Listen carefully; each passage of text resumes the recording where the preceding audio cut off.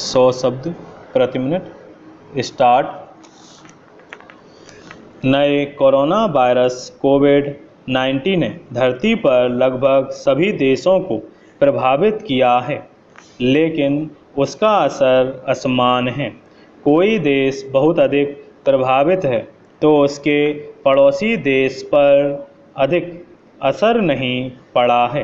New York, Paris और London जैसे global महानगर तबाह हो गए हैं, जबकि नई दिल्ली, बैंकॉक, बगदाद और लागोस जैसे हलचल भरे शहरों में कम नुकसान हुआ है।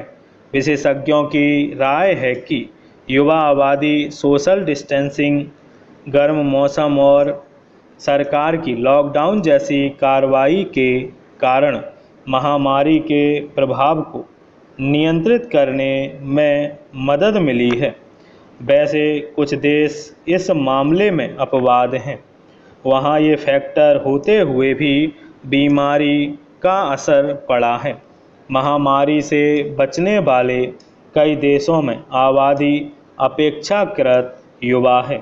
जॉन्स हॉपकिंस मेडिसिन स्कूल में संक्रामक बीमारियों के प्रोफेसर रॉबर्ट बॉलिंगर कहते हैं, युवाओं पर वायरस का मामूली असर पड़ता है। उनमें लक्षण नहीं उभरते हैं, उनसे दूसरों के संक्रमित होने की संभावना कम रहती है। 1 अरब 30 करोड़ आबादी के अफ्रीका महाद्वीप में 60% से अधिक आबादी 25 वर्ष से कम आयु के लोगों की है। दूसरी तरफ बुरी तरह प्रभावित इटली में मध्यम आयु 45 वर्ष है। वहाँ मरने वालों की औसत आयु 80 साल के आसपास है।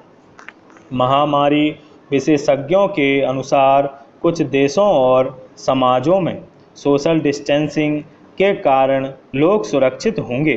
भारत और थाईलैंड, जहां प्रभावित लोगों की संख्या कम है, वहां लोग हाथ जोड़कर एक दूसरे का अभिवादन करते हैं। जापान, दक्षिण कोरिया में लोग झुकते हैं। इन देशों में वायरस के आने से पहले ही बीमार होने पर लोग मास्क पहनते हैं। वहीं मध्य पूर्व के देशों में लोग गले मिलते हैं, हाथ मिलाते हैं, पर ज़्यादा लोग बीमार नहीं हैं। कम विदेश यात्राओं से भी वायरस का असर साधारण रहा है।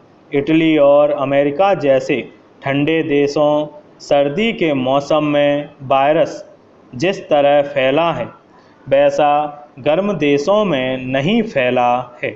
इससे लगता है कि वायरस के लिए गर्म मौसम अनुकूल नहीं है। हार्वर्ड यूनिवर्सिटी में संक्रामक बीमारी सेंटर के डायरेक्टर मार्क लिपस्टिच कहते हैं, गर्म मौसम से मदद मिलती है, पर केवल उससे वायरस की वृद्धि दर बहुत अधिक धीमी नहीं पड़ती है। कनेक्टिकट यूनिवर्सिटी की एक स्टडी के अनुसार सूर्य की अल्ट्रावायलेट किरणें कोरोना वायरस के फैलाव को रोक सकती हैं। जिन देशों में लॉकडाउन की घोषणा जल्दी हुई है, वहां पर वायरस बेकाबू नहीं हो पाया है। वियतनाम और ग्रीस इसके उदाहरण हैं। दोनों देशों में जल्द ही सोशल डिस्टेंसिंग के अच्छे नतीजे सामने आए हैं। यह वायरस के नियंत्रण में सोशल डिस्टेंसिंग और क्वारंटाइन की ताकत का सबूत है। वायरस लोगों के बीच संपर्क से फैलता है, इसलिए लोगों का एक दूसरे से दूर रहना सबसे अधिक कारगर उपाय है। विश्व स्वास्थ्य संगठन का कहना है कि धार्मिक आयोजनों, सम्मेलनों और स्पोर्ट्स इवेंट पर पाबंदी के साथ लॉकडाउन निश्चय ही कारगर है।